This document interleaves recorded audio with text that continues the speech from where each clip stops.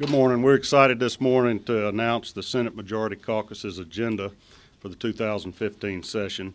I think many of you probably received our press release, and you'll notice that we're focused on 5 issues this term. Number 1, we're committed to helping young children with autism.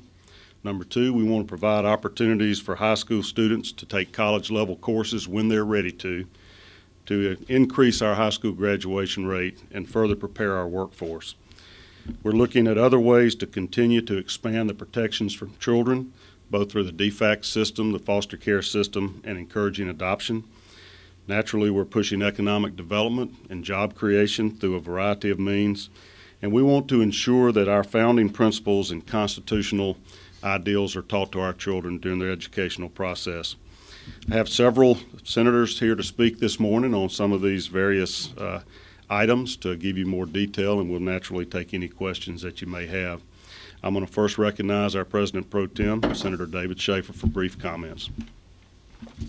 It's a privilege for me to join our Lieutenant Governor and Senate Caucus leadership today as we unveil our caucus agenda for 2015. Senate Republicans are committed to a Georgia where businesses flourish, deploying capital, creating jobs, and putting Georgians to work. We know this means a business environment that's free of excessive taxation and regulation. We know this means a modern transportation infrastructure capable of efficiently moving goods and people. And we know this means a 21st century education system that teaches our young people to read, write, count, and compute so that they leave school and enter adulthood ready to work. And it means an education system that does not just prepare our young people for jobs, but helps them understand the foundational principles of this exceptionally great nation. From General Oglethorpe to present, Georgia has been a place where people have come to better themselves, provide for their families, raise their children, and worship the Almighty. And Senate Republicans are committed to keeping Georgia a place where people want to come, to live, to work, to study, to play, and to pray. Thank you, Senator Schaefer. We have Senator Charlie Bethel this morning, who is the primary sponsor of Senate Bill 1, which deals with autism coverage for young children. I'd recognize Senator Bethel for some brief comments. Thank you, Mr. Leader. It is a privilege to carry Senate Bill 1 on behalf of our caucus. And as many of you know, it's also an issue that's near and dear to the heart of our Lieutenant Governor, and he has been instrumental in advancing this issue. 1 in 68 children are diagnosed with autism. That exceeds the rate of childhood cancer, childhood diabetes, childhood HIV/AIDS infection combined. Let that sink in for a minute. 3 of the devastating health issues that we recognize in our society combined do not meet the rate of diagnosis for autism. And yet it's entirely plausible for Georgia families to visit their pediatrician, get a diagnosis for autism, be told there is a treatment which rehabilitates more than half of the children treated, but you can't have it. You need to wait until your child gets to school, where they will be given alternatives which are not as effective as the treatment that's available to them now as an infant. Senate Bill 1 intends to continue the process of reversing that reality for Georgia children and Georgia families. We hear a lot of discussion now about various looming issues that we face as a state and as a society. We hear a lot about the symptoms have been there for years. The transportation debate, we hear a lot about the formula being in place for many years. We cannot turn a blind eye to a clear crisis. So the bill that we will take up this afternoon in Senate Insurance and Labor is structurally the same bill that we passed with a unanimous vote in the Senate last year. It is a coverage for all children 6 and under, a maximum expense per year of $35,000. We are confident that we will have the similar voice of the Senate, and we look forward to working with our friends in the House to make sure that we are all working together to find a reasonable solution to what can only be described as a crisis unfolding right before us in Georgia. Mr. Leader, we're going to do questions after each one, or are we going to take them at the end? We'll take them at the end. Thank you. Thank you. Next, I'd like to recognize our Lieutenant Governor, who has an exciting initiative this year to help children with the educational process, increase our high school graduation rates, and help get our workforce ready for the future. Lieutenant Governor. Thank you, Senator. It's a great honor for me to be here and obviously supporting the Senate Republican agenda. I'm excited about really the framework and the process by which we undertook in order for this to become a reality. The Senate's very focused on its business, and as you can tell with the agenda items, the one in which I am very focused on this year is Senate Bill 2, which is there to help our kids. We recognize that clearly we still have a dropout rate that is way too high, and we also have a skills gap that exists within our country as well, and certainly within our state. We want to close that, and the effort really is to create an additional option for schools to go into a partnership with a technical college or a university system by which they can have a program of study for the student through their junior and senior year after they take a test, a college entrance exam test, would be admitted into an environment where they could actually not only graduate high school on Friday, but also graduate from college on Saturday as well. This is a huge opportunity. We're seeing great success with our college and career academies where some of these endeavors are occurring, but this will create less bureaucracy and a streamlined approach really for our children to get not only the skills that they need to compete in a worldwide economy, but ultimately also help economic development that are needing those great workers through our school system. So this is taking really a capstone, I think, to not only dual enrollment, but other initiatives that are out there, and we look forward to the passage of this legislation and enacting it into law as well. Mr. Leader. Thank you, Governor. There's one senator who's made a reputation and is widely known for her fierce advocacy on behalf of the health and safety of children. So I'd like to turn over now to Senator Renee Unterman to discuss with you some of her initiatives this session, in particular Senate Bill 3. Thank you. Thank you, Mr. Leader and members of the media. We appreciate the opportunity to be able to come here today and talk about families because, as you know, we have a history of talking about children, but more importantly, talking about vulnerable children and children who unfortunately fall through the cracks. And a lot of times these are children that are entering into the foster care system and the ones that need the help the most.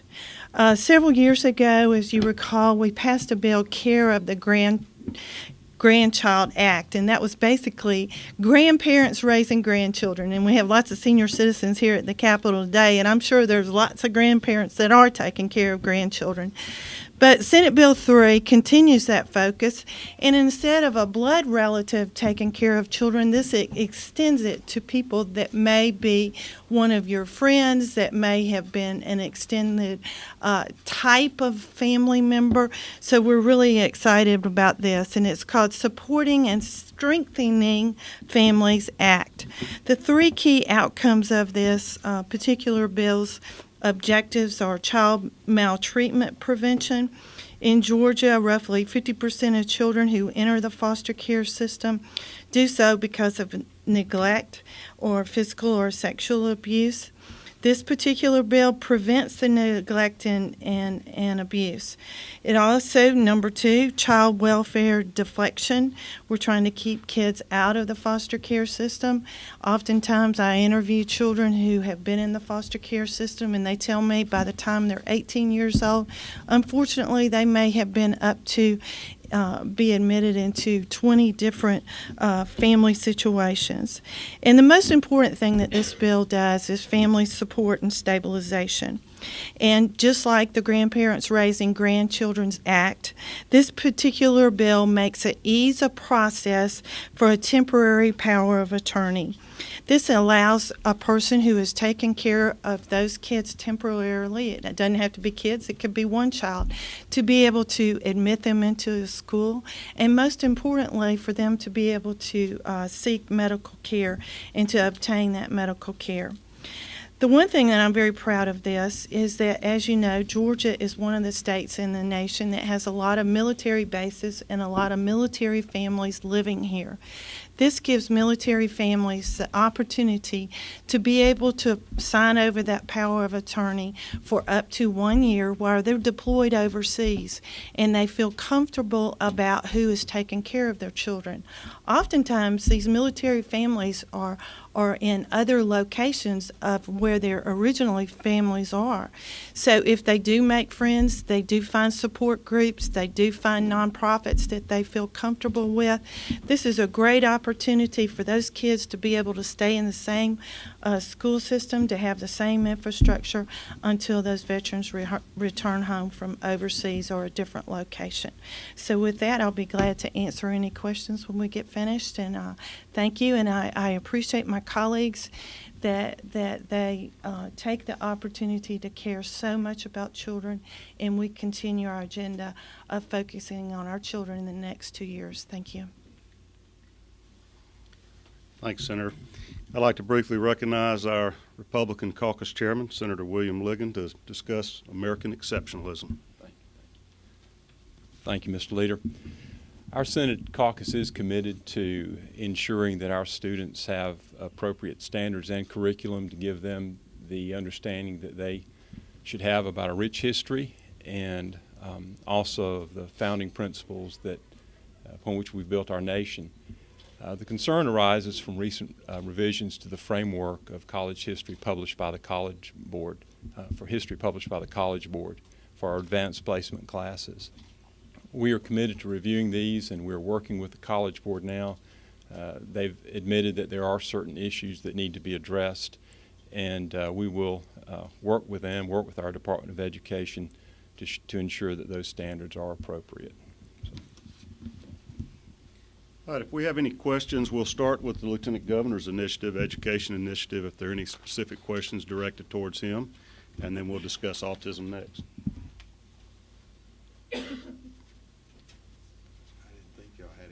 All right, that was, that's fine. Senator Bethel, any questions on Senate Bill 1 on autism? Have you had discussions with your House counterparts yet on this bill, which was so controversial last year? Yes, and those conversations continue. The part of the job that we were sent here to do is build relationships, and so that's a process that goes on independent of individual legislation. So, yes, we have conversations in general, but also about this specific bill. I've started that process now, being the chief sponsor, but I was having conversations with folks when Senator Golden was carrying the bill. So we'll continue that, and I think and I appreciate. I don't want to characterize your words. That's not fair. Your job is to do that for me. But I think that we are quick to say controversial, and I don't know that I would say that that's what happened last year, and I don't want that to be what it is this year. We are here because we live in a society where differences of opinions get worked out peacefully and respectfully, and we have a difference of opinion with certain members of the House. And so our job is to talk and to reason. The most important thing is that there is a genuine public health crisis that Georgians individually, Georgians as communities and families, and as a state cannot afford to ignore. We have a solution that a clear majority of other states have adopted as the most efficient mechanism for addressing the crisis. And so we always want to listen to our colleagues in our chamber and across the building to see what solutions they're proposing. So we will do that. I think we are of the opinion that doing nothing is unacceptable for Georgia children and their families. The House Speaker has said that he's concerned about small businesses and its impact on small businesses. What are your thoughts about that? Yes, being from a family in business and with lots of members of our caucus who are small and large business men and women, we share that concern. And we recognize that anything we do that affects their world puts a burden. I mean, that's the nature. We're talking about a regulated industry. Health insurance is among the most regulated industries in our country.